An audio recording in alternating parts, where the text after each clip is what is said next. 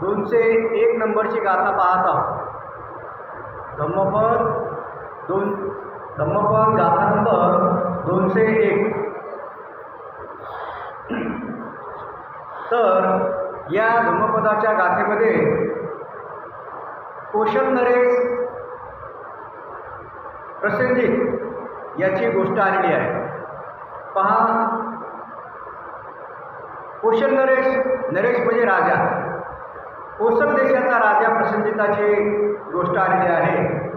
आणि प्रसेनजित राजाला उद्देशून प्रसेनजित राजाला उपदेश करताना भगवान बुद्धांनी ही 201 नंबरची धम्मपदाची गाथा उपदेशित केलेली आहे, जी बौद्ध साहित्यामध्ये धम्मपद जे प्रसिद्ध आहे. या धम्मपदामध्ये ही गाथा समाविष्ट आहे. बुद्धाचा उपदेश आहे राजा प्रसेनजिताला. आपल्याला माहीत असेल की राजा प्रसेनजित हा भगवान बुद्धांचा समकालीन राजा होता, म्हणजे बुद्धाच्या काळातील राजा होता. हा असाही राजा होता की याने बुद्ध धर्माला राजाश्रय दिलेला होता आणि तो अनेक कलागुणांनी युक्त असा राजा होता. त्याच्यामध्ये खूप कलागुण होते. तो साहसी होता आणि म्हणूनच त्याच्या वडिलांनी त्याची निपुणता पाहून त्याला राजधानी सोपवली होती. बुद्धाच्या आरंभी काळापासून म्हणजे सुरुवातपासून तो बुद्धाचा शिष्य होता. एकदा त्या प्रसेनजित राजाने थेट भगवान बुद्धाच्या संबोधीबद्दल म्हणजे बुद्धत्वाबद्दल काही प्रश्न विचारले होते. आणि त्या प्रश्नाचं उत्तर देताना भगवान बुद्धाने त्याला लांबलचक अशी धम्मदेशना दिली होती. आणि त्या धम्मदेशनेमध्ये भगवान बुद्धांनी राजा प्रसेनजिताला हे सुद्धा सांगितलं होतं की 4 गोष्टी अशा आहेत की ज्या 4 गोष्टींचा माणसाने कधी अनादर करू नये किंवा अपमान करू नये. कोणत्या 4 गोष्टी? तर पहिली गोष्ट आहे की क्षत्रियांचा अनादर किंवा अपमान करू नये. दुसरी गोष्ट आहे सापाचा अनादर किंवा अपमान करू नये, म्हणजे त्याला डिंचवू नये. तिसरी गोष्ट आहे अग्नीचा अनादर करू नये. मी काय सांगतो तसं अग्नीच्या पुढे करू नये. आणि चौथी गोष्ट आहे की भिक्षा मागणारा भिक्षू असेल तर त्याचाही अनादर करू नये, अपमान करू नये. या विषयावर भगवंतांनी त्या राजाला फार मोठं प्रवचन केलं होतं. प्रवचनाच्या शेवटी तो राजा त्याने भगवंताला अत्यंत समाधान व्यक्त केलं. खूप तो प्रसन्न झाला आणि तो भगवंताचा शिष्य झाला त्या प्रवचनामध्ये. तेव्हापासून तो शेवटपर्यंत भगवंताच्या सानिध्यामध्ये राहिला, भगवंताच्या सहवासात राहिला. असं म्हणतात की तो राजा एकदा बुद्धाला साष्टांग प्रणाम करीत बुद्धापर्यंत पोचला. म्हणजे साष्टांग प्रणाम म्हणजे आपला देह जमिनीवर झोपणे, एक प्रणाम करणे, पुढे परत एक हे करणे, अशा पद्धतीने साष्टांग म्हणजे 8 अंगांनी युक्त असा प्रणाम करीत तो येत होता. कोणते 8 अंग? त्या 8 अंगामध्ये डोके, हात, पाय, हृदय, डोळे, घुटणे, वचन आणि मन अशा 8 अंगांनी युक्त असा प्रणाम करीत तो बुद्धाकडे येत होता. हे 8 अंग डोके. हे डोके कशाचं प्रतीक आहे? डोक्यांनी का प्रणाम करायचा? डोकं हे अहंकाराचं प्रतीक आहे. कोणापुढे झुकवत नाही, झुकवल्या जातात, आहे की नाही?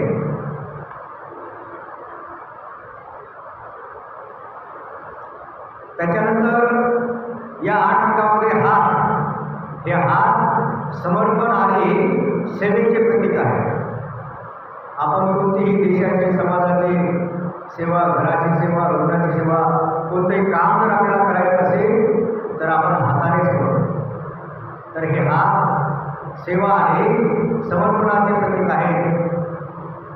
त्याच्यानंतर पाय हे विनम्रता आणि आज्ञाधारकपणाचे प्रतीक आहे. हृदय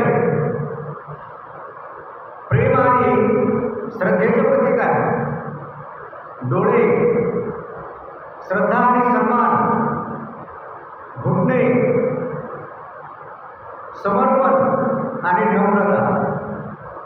घुटणे वागतात की नाही? म्हातारे घरात वागतात ही गोष्ट वेगळी आहे, पण घुटणे वागतात म्हणजे काय? त्यांच्यामध्ये नम्रता आहे. आणि त्यानंतर 7वं वचन म्हणजे मौन, शांत भाव. आणि 8वं अंग आहे मन म्हणजे एकाग्र, समर्पण. या 8 अंगांनी युक्त प्रणामाला साष्टांग प्रणाम असं म्हणतात. तर असा तो साष्टांग प्रणाम करीत भगवंताकडे एकदा आला होता म्हणून. आणि भगवंताकडे असा साष्टांग प्रणाम करीत आला आणि बुद्धाला परत असं वंदन केलं. बुद्धाच्या डोक्यावर आपलं पाय ठेवलं आणि असा सुद्धा उल्लेख आहे की त्यांनी कित्येक वेळा भगवान बुद्धाच्या चरणाचं चुंबन केलं. म्हणजे तो इतका भगवान बुद्धावर त्याची अशी अतूट अशी श्रद्धा होती, भक्तिभाव होता.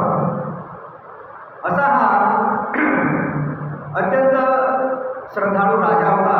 आणि त्याला पत्नी सुद्धा एक त्याची जी प्रमुख राणी होती तिचं नाव होतं मल्लिका. ही मल्लिका सुद्धा हुशार तर होतीच, परंतु ती सुद्धा धम्माबद्दल अत्यंत श्रद्धाळू होती. तिची बुद्ध धम्म आणि संघाबद्दल फार अशी आस्था होती.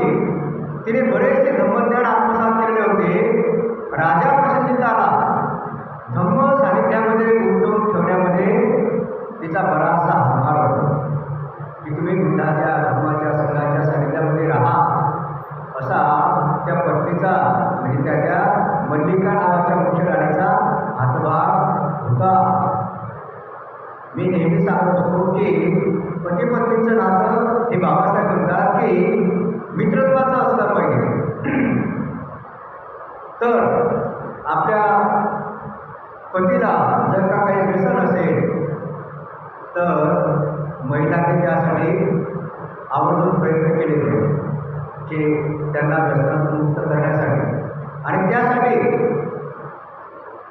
त्यांना आपण एक प्रमाणे मित्राप्रमाणे खुश ठेवून त्यांना व्यसनापासून आणि बुद्ध धम्म संघाच्या गोडीकडे आपण वळवण्याचा आटोकाट प्रयत्न केला पाहिजे. हे महिला करू शकतात. महिला हे काम निश्चित करू शकतात. महिलांनी यामध्ये पुढाकार घेतला पाहिजे. त्यासाठी महिलांनी सुद्धा धम्म अंगीकारणे, धम्म समजून घेणे, धम्माप्रती श्रद्धाभाव ठेवणे अत्यंत आवश्यक असते. आता आपल्याकडे एक उपासक येतात. त्यांनी सिद्धार्थ वानकडे त्यांनी संकल्प केला आहे की मी दारू पिणार नाही. आणि त्यांच्या पत्नी सांगतात की तुम्ही भक्तजींच्या सानिध्यामध्ये अधिकाधिक राहा, नाही का? तर चांगल्याच्या संगतीत राहतं तर नक्कीच त्याचे चांगले परिणाम येतात. तर ही जी राणी मल्लिका होती ही सुद्धा राजा प्रसन्नतेला धर्माच्या संगतीमध्ये राहण्यासाठी आटोकाट प्रयत्न करायची. त्याची श्रद्धा वाढवण्यासाठी सुद्धा तिने प्रयत्न केले होते.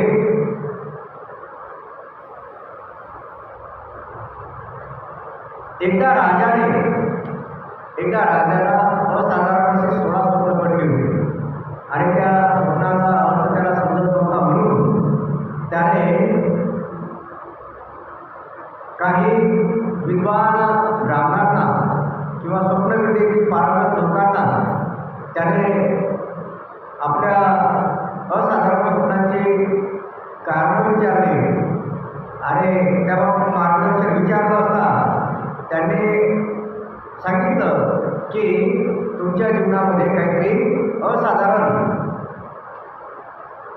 अनर्थ अशा घटना घडतील आणि त्या घटना घडू नये म्हणून तुम्ही पशुपक्ष्यांचा हजारो प्राण्यांचा तुम्हाला बळी द्यावा लागेल, म्हणजे यज्ञ करावा लागेल असा सल्ला त्या स्वप्नविद्येतील पारंगतांनी जेव्हा दिला, राजाच्याही मनामध्ये ती भावना झाली की आपण सुद्धा असा यज्ञ करायला हरकत नाही.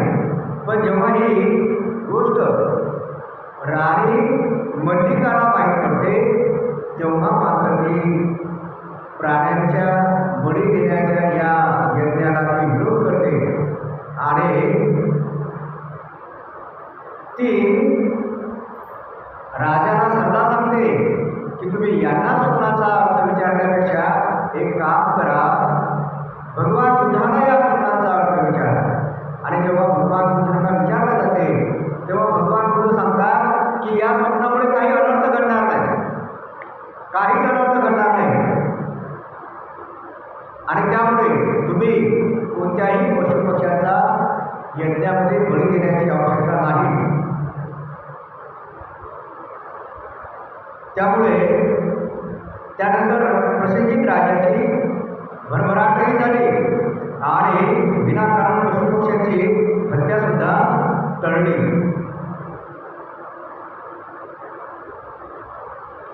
बिंबिसार राजाप्रमाणे कोशलचा राजा जो प्रसिद्ध आहे तर तो बुद्धाकडून सन्मार्गाला लावणारी अनेक प्रवचने श्रवण करणारा एक या ठिकाणी शब्द आलेला आहे भाग्यवान असा राजा होता.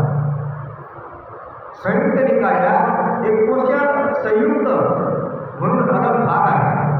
पहा, जे संयुक्त निकाय आहे त्रिपिटकामध्ये त्याच्यामध्ये स्पेशल एक भाग असलेला आहे ज्याचं नाव आहे कोशल संयुक्त.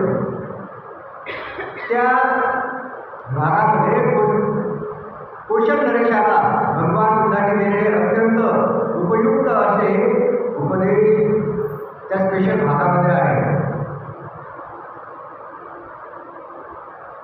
एकदा काय झालं की एकदा प्रसिद्ध राजा हा भगवान बुद्धावर बसला आणि भगवान बुद्धावर बसला असता त्यावेळी तिथून केसाळ शरीराचे व नख वाढलेले काही साधू जवळून जात होते. तर तेव्हा त्या जवळून जाणाऱ्या त्या केसाळ आणि नख वाढलेल्या म्हणजे जटाधारी आणि नख वाढलेल्या त्या साधूंना पाहून तो राजा आदराने उठला, उभा राहिला आणि उभा राहून त्याने प्रणाम सुद्धा केला आणि प्रणाम करून त्या साधूंना तो असं सुद्धा सांगतो की मी कोसल नरेशा म्हणजे कोसलचा राजा आहे अशी स्वतःची ओळख त्याने त्या साधूंना करून दिली. आणि जेव्हा ते निघून गेले साधू तेव्हा त्याने भगवान बुद्धाला विचारले की ते साधू अर्हत आहेत का, अर्हत मार्गावर आरूढ झालेले आहेत का, ते कृपया सांगावे. तेव्हा बुद्धाने त्याला सांगितलं, विश्लेषण करून सांगितलं की सामान्य माणसाला जो की भौतिक गोष्टी उपभोगण्याचाच बंध आहे त्याला ते ओळखणे कठीण आहे. ते अर्हत आहेत का किंवा अर्हत मार्गावर आहेत का हे सामान्य माणसाला ओळखणे काय आहे, कठीण आहे. जे भौतिक सुख उपभोगण्यामध्ये विभक्त आहेत अशा सामान्य व्यक्तीला ते ओळखणं कठीण आहे की एखादा व्यक्ती श्रोतापन्न आहे की समुद्रागामी आहे की अनागामी आहे की अर्हत आहे हे ओळखणं कठीण आहे. असा उपदेश तथागतांनी त्या राजाला केला होता. कोण अर्हत आहे कोण नाही मात्र त्या व्यक्तीच्या सहवासाने ते ओळखता येईल. हे कशाने ओळखता येईल तुम्हाला त्याच्या दीर्घ सहवासाने जाणता येईल. एखाद्याचं सीन तुम्हाला दीर्घ सहवासाने जाणता येईल, अगदी थोड्याशा सहवासाने जाणता येईल नाही. तुम्हाला ती गोष्ट एक माहीत नाही का की एका बाईला राग येत होता आणि तिचे एक बाई अशी होती की तिला राग येत नव्हता आणि तिची डोक्यात तिची सगळ्या गावात ख्याती होती की तिला राग येत नाही. मग सांगितली आहे गोष्ट तुम्हाला गोष्ट. मग तिच्या घरी जे नोकरी होती मुलकरी, ती म्हणे की महाप्रभू म्हणे मी कसं काय राग येत नाही. तिने काय केलं, पहिल्या दिवशी चहा देताना कप आणि कशी गेली. तिने ठरवलं होतं की खरं तिला राग येत नाही का. तिने गेली आणि कपबशीमध्ये चहा देताना ती कपबशी अशी हातातून निसटले म्हणून काढून टाकली. चहा पडला आणि कपबशी सुद्धा फुटली. तिने काहीच म्हटलं नाही. दुसऱ्या दिवशी मुद्दामून कामावर उशिरा येते आणि उशिरा येऊन सुद्धा काम नीटनीट करत नाही, तरी तिने काहीच म्हटलं नाही. परत तिसऱ्या दिवशी ती अशीच कामावर उशिरा येते आणि परत असं काहीतरी नुकसान करते. मग ती तिला खडसावते, अहो तुझं बरंच हे आहे. हे इथं सुरू एक दिवस असा येते की ते अधिक काहीतरी चूक करते. तर ही काय करते, तिची मालकीन की तिच्या जवळजवळ चुका सुरू आहे, तिची मालकीन काय करते, जे हातात असते ते धरते, तिच्या डोक्यात मारते. हिला हेच पाहिजे होतं. तिच्या डोक्यातून रक्त बबाळ येते. तिला त्याचं दुःख नाही होत जास्त की रक्त येऊन तिला सुख होते. सगळ्या गावात फिरत सांगत होते, हे पा तुम्ही म्हणताना तिला राग येत नाही, पा ही कसा राग येते, हो मला रक्तबंबाळ केलं तिने. म्हणजे काही लोक असे मुद्दाम परीक्षा घेत राहतात नाही का, की पहा यांना राग येत नाही का, मग कसा येत नाही तो आणण्याचा प्रयत्न करायचा. तर हे केव्हा समजते, अधिकच्या सहवासाने, एक दोन दिवसाच्या सहवासाने काही समजत नाही. तर इथे भगवान बुद्ध म्हणतात की एखाद्याचे शील तुम्हाला त्याच्या दीर्घ सहवासाने जाणता येईल. त्याच्यासोबत दीर्घ सहवास केला तर तुम्हाला त्याचा दीर्घ म्हणजे जास्त काळ सहवास केला तर त्याचं शील तुम्हाला समजून येईल. अगदी थोड्याशा सहवासाने काही समजणार नाही. पण आपण कितीही सहवासात राहतो पण आपल्याला ती दृष्टीहीन असेल एखाद्या व्यक्तीला पाहण्याची, समजून घेण्याची किंवा अर्हताला पाहण्याची दृष्टी आपल्याला नसेल आणि कितीही सहवास लागला तर काय होईल, अक्षर ओळख नसणाऱ्या माणसातून किती भले मोठे ग्रंथ ठेवले, त्याला काय आपोआप वाचता येईल का, नाही वाचता येईल. तेही एखाद्या सतर्क व्यक्तीकडून त्याला ओळखता येईल. अर्हताला ओळखायचं असेल तर सतर्क व्यक्तीकडून ओळखता येईल, ना की एखाद्या अजागरूक किंवा असावधान व्यक्तीकडून. एखाद्या हुशार व्यक्तीकडूनच ते ओळखता येईल, ना की दुर्बुद्ध व्यक्तीकडून. त्याच्याबरोबर केलेल्या संवादातून त्याची पवित्रता समजून येईल आणि कठीण प्रसंगी त्याच्यात सहनशीलता किती आहे ते समजून येईल. त्याच्याशी केलेल्या संभाषणातून त्याच्या प्रज्ञेची प्रचिती आणि तेही अगदी थोड्याच वेळा नव्हे तर बराच कालावधी त्यासाठी जावं लागेल. आणि हे सर्व ओळखण्यासाठी मनुष्य जागरूक आणि बुद्धिमान असायला हवा. अजागरूक आणि अज्ञानी मनुष्याला ते ओळखणे अत्यंत कठीण असं आहे. तर असं भगवान बुद्ध त्या प्रसिद्धित राजाला उपदेश करतात. जो प्रसिद्धित राजा कोसल देशाचा राजा आहे आणि या कोसलची राजधानी आहे श्रावस्ती. श्रावस्तीला पालीमध्ये म्हणतात संपत्ती. संपत्ती हा शब्द संपव म्हणजे सर्व, अति म्हणजे आहे. श्रावस्ती हे जे शहर आहे त्या शहरामध्ये सर्व काही मिळत असे. ती फार मोठी बाजारपेठ होती श्रावस्ती हे शहर नगर, आणि तिथं फार मोठी बाजारपेठ होतं. सर्व काही तिथं उपलब्ध होतं आणि म्हणूनच त्याला सर्व काही आहे आणि त्याला पालीमध्ये म्हणतात संपत्ती. या संपत्ती सर्व काही आहे यावरूनच त्याचं नाव पडलं श्रावस्ती. तर असा हा राजा, या राजाला तथागत उपदेश केलेला आहे, जो धम्मपदाच्या 201 गाथामध्ये आलेला आहे, हा उपदेश का केला बरं? कारण एकदा काय उपदेश केला तो आपण पाहू. पण एकदा हा कौशल्यरेश प्रसिद्धीत काशी जिंकण्यासाठी त्याने प्रयत्न केले.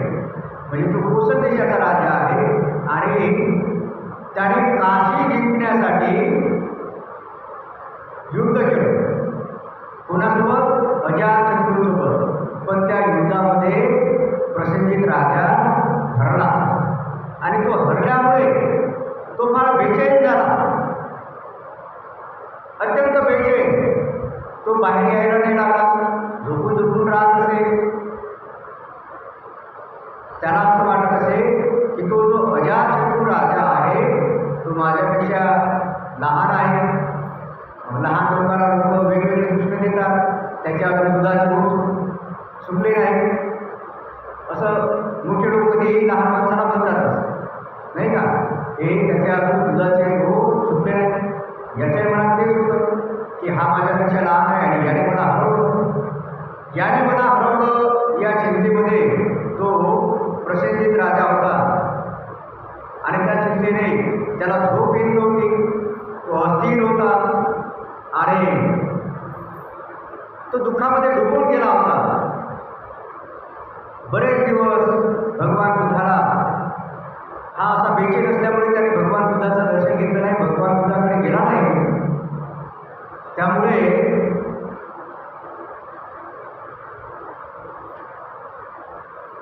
एकदा भिक्खूंनी तथागताला सांगितले की भगवान, तो प्रसिद्धीत राजा हरल्यामुळे बेचैन झालेला आहे, हताश झालेला आहे आणि म्हणून तो काही आपल्याकडे येत नाही. यावर भगवान बुद्ध काय म्हणाले? यावर भगवान बुद्धाने त्या कौशल्यरेश प्रसिद्धीताला हा उपदेश केला. काय उपदेश केला? तो उपदेश धम्मपदाच्या गाथा नंबर 201 मध्ये आहे. ती धम्मपदाची 201 नंबरची गाथा आहे. जयं वेरं पसवति दुःखं सेति पराजयो उपसन्तु सुखं सेति जित्वा जय पराजयम्. जयं वेर पसवति. पसवती म्हणजे उत्पन्न करतो. काय? जयं वेरं पसवती.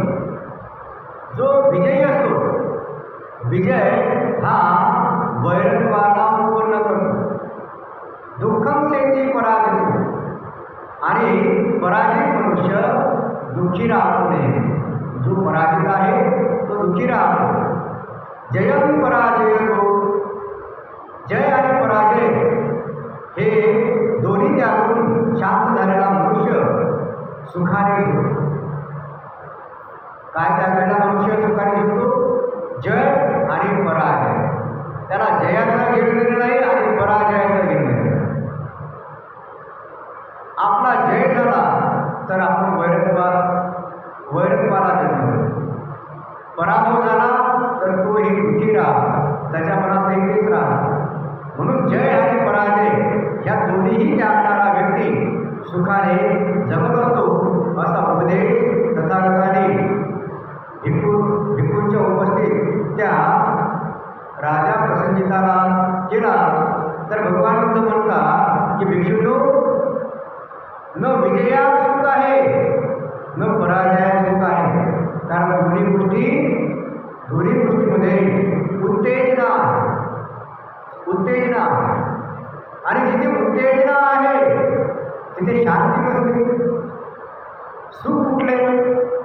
मनुष्य जिंकत असताना वैराला जन्म देतो आणि हरणारा मनुष्य सुखाने जिंकू शकत नाही, असे सांगून भगवंतांनी ही गाथा म्हणली.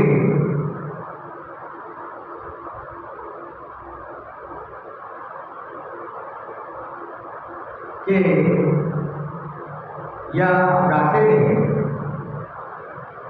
त्या प्रसिद्धावर खूप चांगला असा प्रभाव झाला आणि तो चिंतेने अन्न आणि त्याग जो त्याने केला होता त्याने ते सोडून दिलं आणि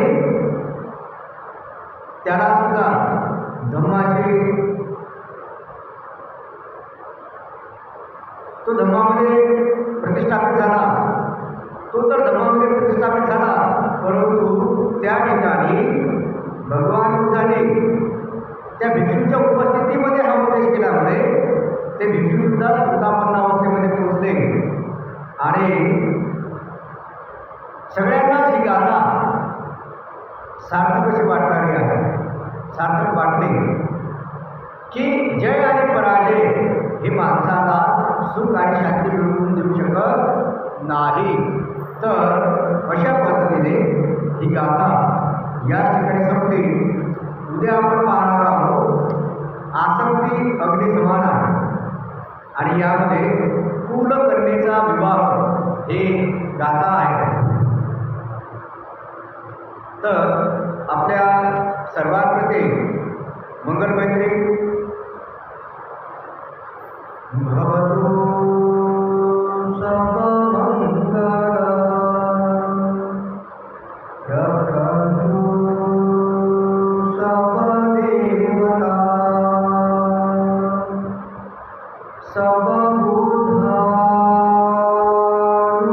सर्वभूतानुभावेन सदा